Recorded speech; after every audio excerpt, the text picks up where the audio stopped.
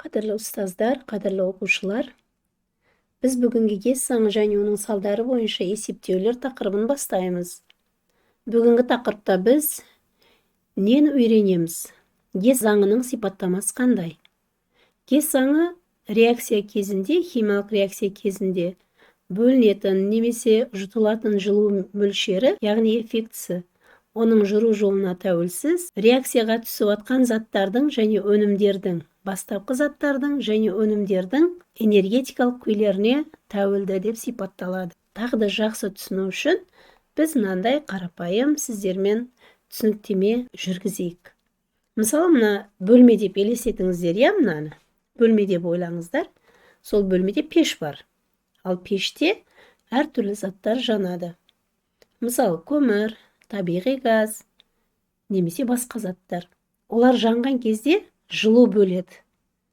Олар бөлген жылу мына бөлмеге таралады. Яғни, сол бөлме бөлінген жылумен ысиды.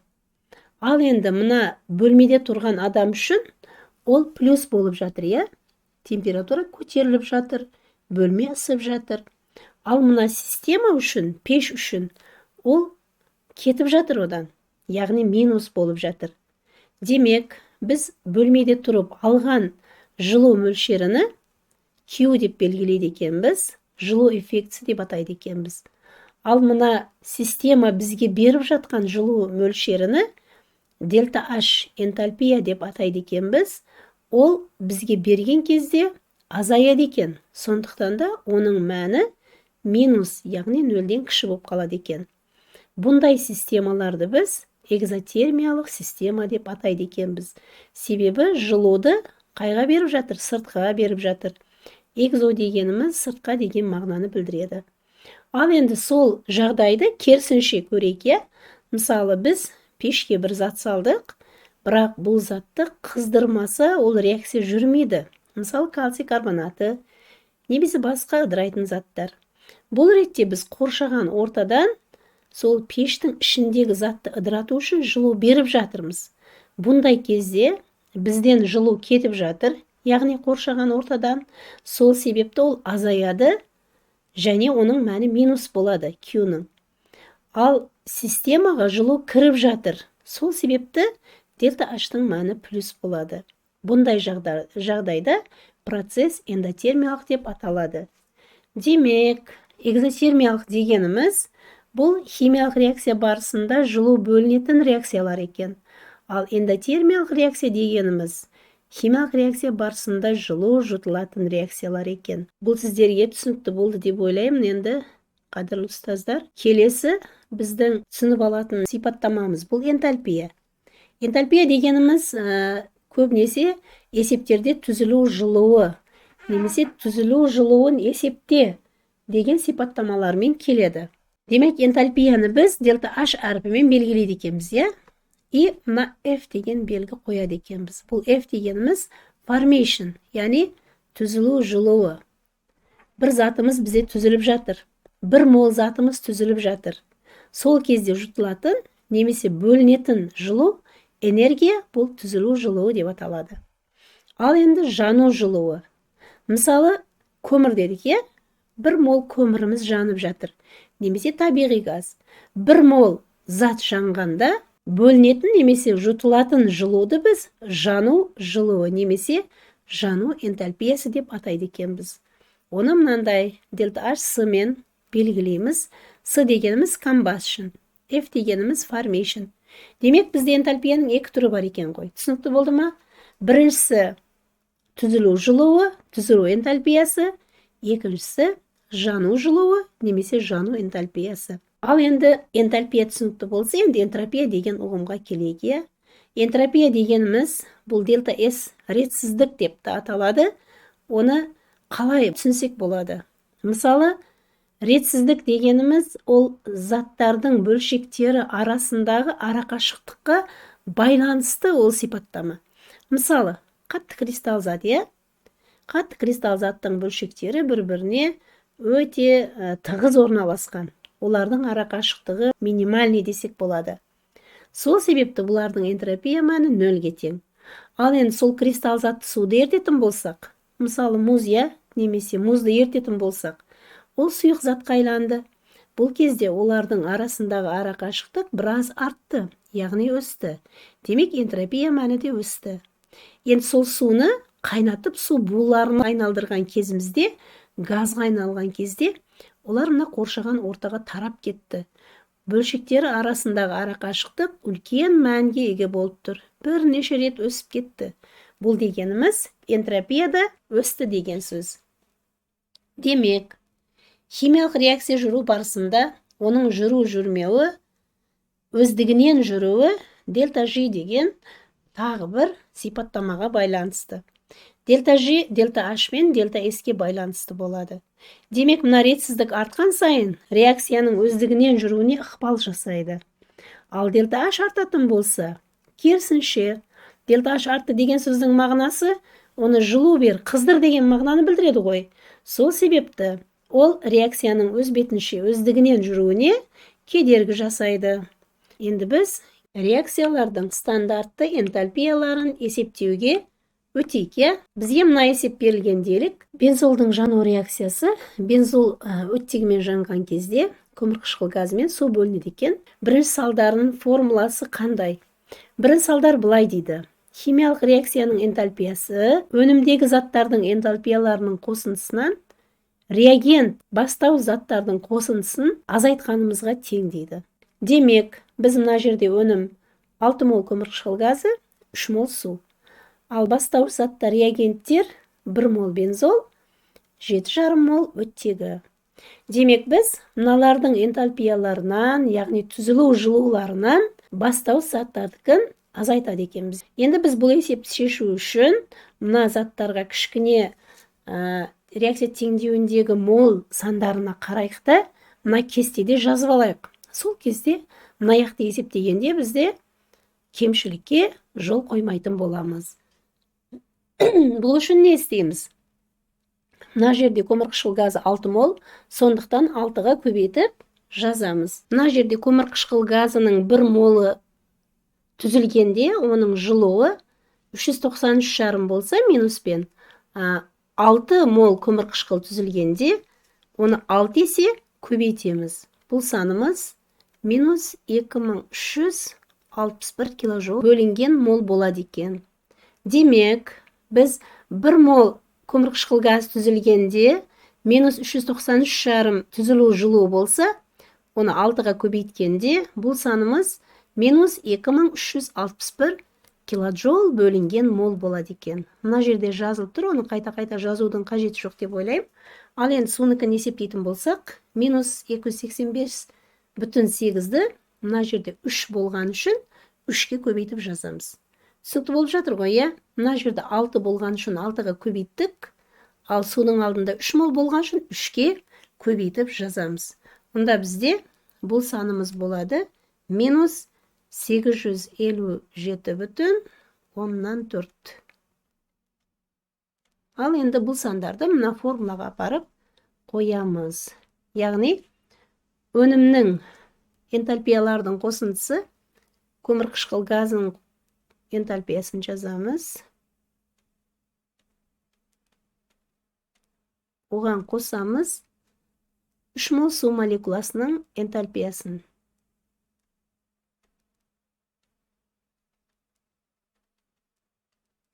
Бұл екеуінің қосындысынан азайтамыз бензолдың түзілу жылуын. Мына жерде таңбалардан қате кетіп қалмау керек, таңбаларға мұқият болу керекпіз. Демек, мына екі санды қосып, оның алдына минус таңбасын қоюымыз керек. И мына екі минусымыз плюсқа айналады. Оған 82,9-ді плюс таңбамен қосып жазатын боламыз. Демек, сонда бізде түзіліп жатыр минус 3135,5 килоджоул. Менің ойымша түсінікті деп ойлаймын. Демек, бірінші қадамда біз мына берілген реакция теңдеуінде берілген заттардың молдарын мол санына көбейтіп алдық. Сосын бірінші салдардың формуласына апарып қойдық. Яғни, өнім, көмірқышқыл газ мен су, екеуінің түзілу жылуларын қостық. Одан мына бензолдың түзілу жылуын, яғни энтальпиясын алып тастадық. Түсінікті болған болса, енді келесі есебімізде тура сол сияқты, сол себепті оны сіздер суретке алыңыздар, өздеріңіз істейтін боласыздар. Бұны қазір істемей қояйық. Неге? Тура бірде есеп, бір тип есеп болғандықтан. Кішкене сіздерге түсініктеме беріп кетейін, я?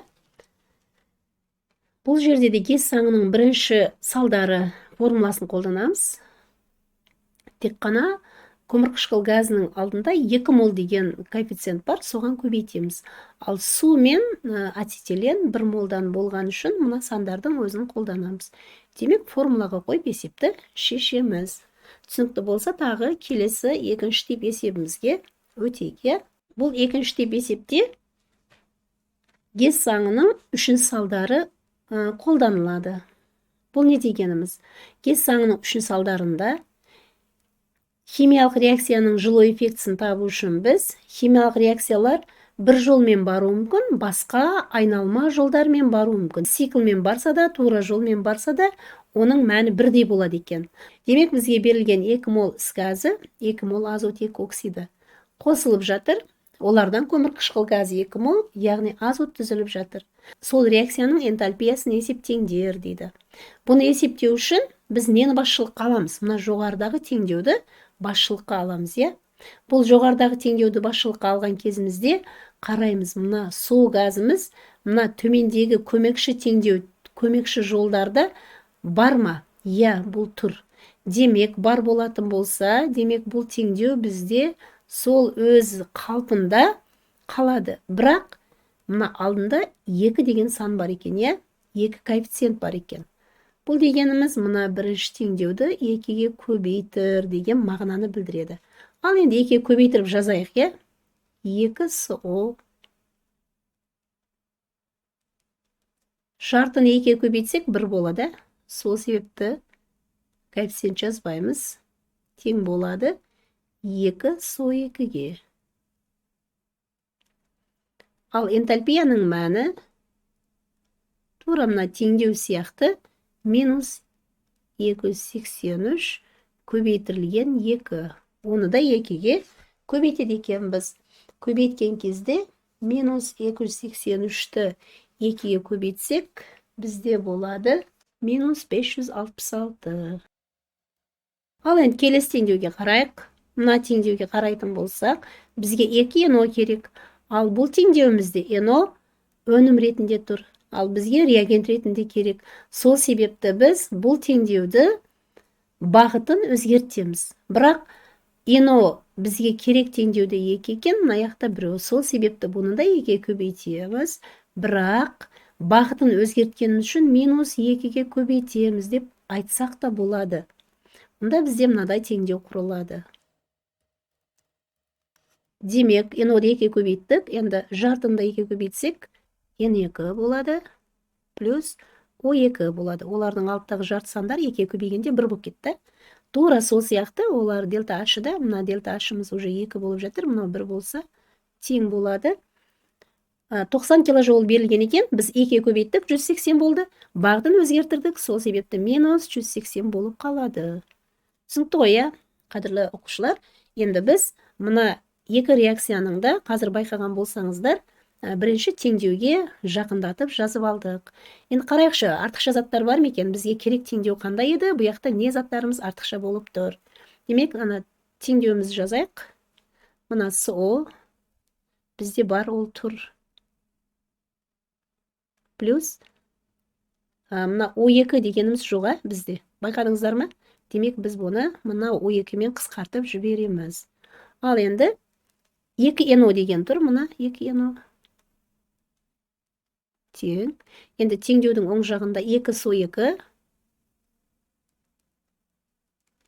плюс мынау N2. Демек, бізде тек қана оттектер қысқарыпты. Қалған заттар мына біздің теңдеуімізде тұр екен.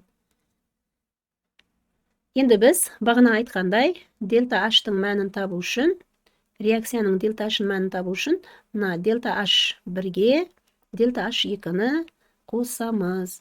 Гесс заңының 3 салдарында айтылған химиялық реакция жылу эффектісі қосуға болады, азайтуға болады, көбейтуге болады. Қайтымды реакция болмаса да, бағытын өзгертіп жазуға болады деп. Сол себепті қазір біз сіздермен бір реакцияны көбейттік, ал екінші реакцияны әрі көбейттік, әрі бағытын өзгертірдік. Ал енді мына екеуін бір-біріне қосайық.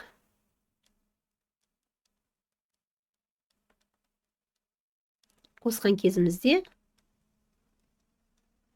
минус 566-ға қосамыз минус 180-ні, бізде не шығады? Минус 746 деген сан шығады екен. Демек, қадірлі оқушылар, біз екінші тип есепті шештік, оның жауабы минус 746 екен. Мына тестте осы деген жауап екен, оны белгілеп қоямыз. Ал енді үшінші тип есебімізге өтейік. Үшінші тип есепті екіге ұқсас болғанымен кішкене өзіне тән ерекшелігі бар. Мына қарайтын болсақ, бұл жерде де температура 298 кельвин болғанда жай заттардан мырыш сульфатының түзілу жолын есептеңдер дейді. Шешілу жолы жоғарыдағы есебімізге ұқсайды.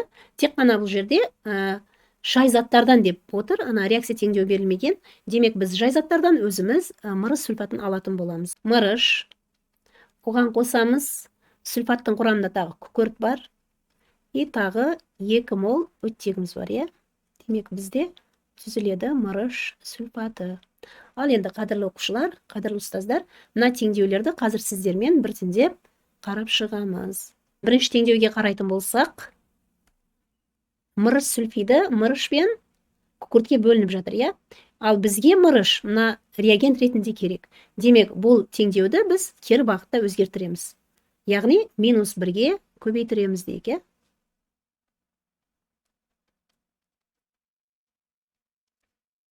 Енді біз кері бағытта өзгерткеніміз үшін, оның энтальпиясының таңбасы минусқа өзгереді. Себебі мына жерде бізде ол плюс болып тұр еді, енді минусқа өзгерді.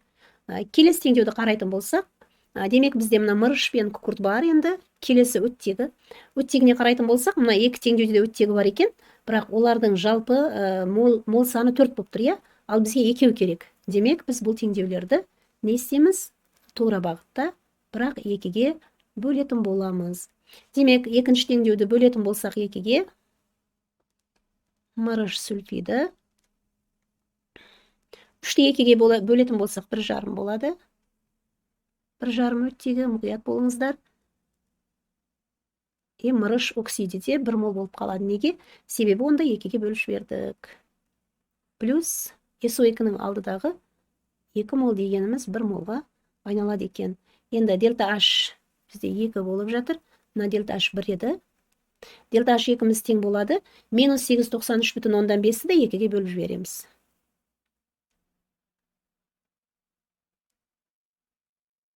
Минус 893,5-ді 2-ге бөліп жіберетін болсақ, бізде минус 446,75 деген сан шығады. Ал енді келесі үшінші теңдеуді жазамыз. SO2 2 мол еді, 1 мол болып қалды. Плюс O2 1 мол болатын, оны 2-ге бөлсек жарты мол болады. Ал оң жақтағы SO3-мізді 2-ге бөлген соң 1 мол болып қалады. Бұның жылу эффектісі дельта H 3 дейік. Минус 198,2-ді 2-ге бөлеміз.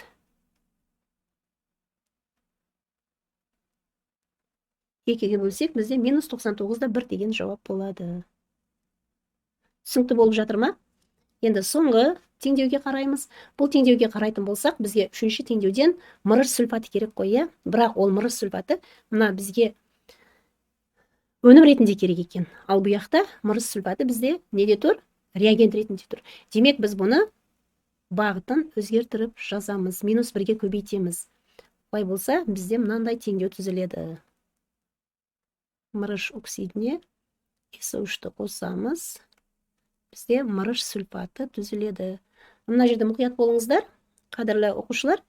Мына мырыш сульфаты оң жаққа өтті, бағыты өзгерді. Демек, мына энтальпияның мәнінің де таңбасы өзгереді, минус болып.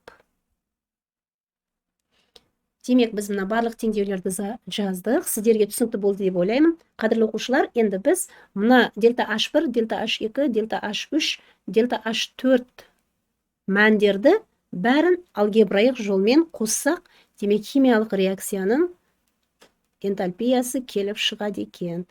Оны дельта H5 деп алсақ та болады.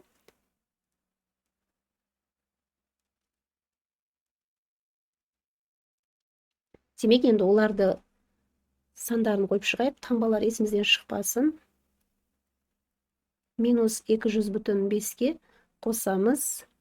Минус 446,75-ті оған қосамыз. Минус 99-1-ді оған қосамыз.